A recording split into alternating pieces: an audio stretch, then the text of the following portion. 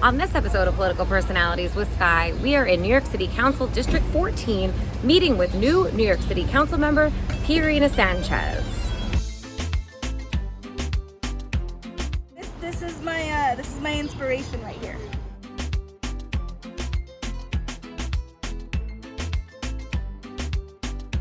I am representing now District 14. When we talked, I was like, I was running for District 14, but I represent now District 14, which is where I was born and raised.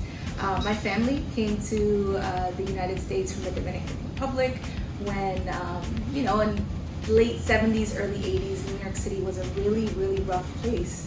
And if you kind of close your eyes and you like picture back to those movies about the 70s and 80s, that's where they lived. And my dad was a taxi driver, and he was also a street vendor.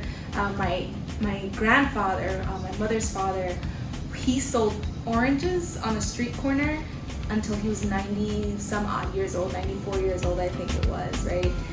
Okay, you see 1,400 people in 2 months? 1,400 people.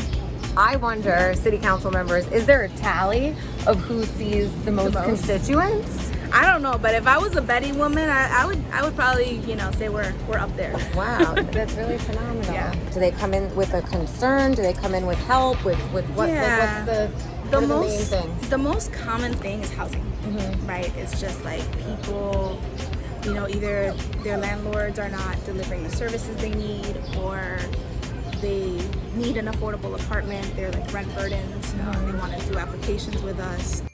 Police presence is, I would say, necessary, but it's not addressing the root causes, right? And so instead what we have is we're cultivating our relationships with them. I know, I agree with you. It's kind of sad, puppy.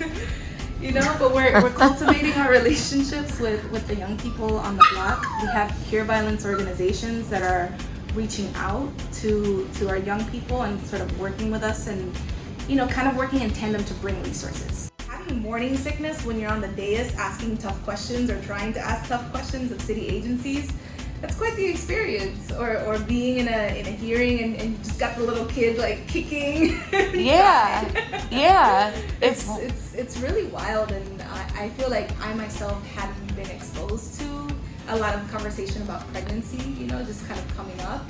And so now going through it, I'm like, I want to talk about this. I want us all to talk about this and just normalize it, because obviously we all exist, so it's a part of life, and women have been doing this, but we kind of tend to keep it to ourselves, what we're going through. As a city council member, you're exposed to so much data and information and advocacy and all of that. And so even in the early days of my pregnancy, I was reading all of this stuff and talking to all of these folks, and they were like, yeah, Bronx hospitals are the worst, and they have the worst C-section rates, and maternal mortality is really high. And it's really, really scary, right? To think about, it doesn't matter who you are. If you look like me, if you are black or brown and you're going to these hospitals, like you have a higher chance of having things go wrong. But at the same time, I'm learning all of this in the context of so much advocacy, right? And so we have, in the Bronx, we have now a womb bus, who's founded by this woman named Myla Flores.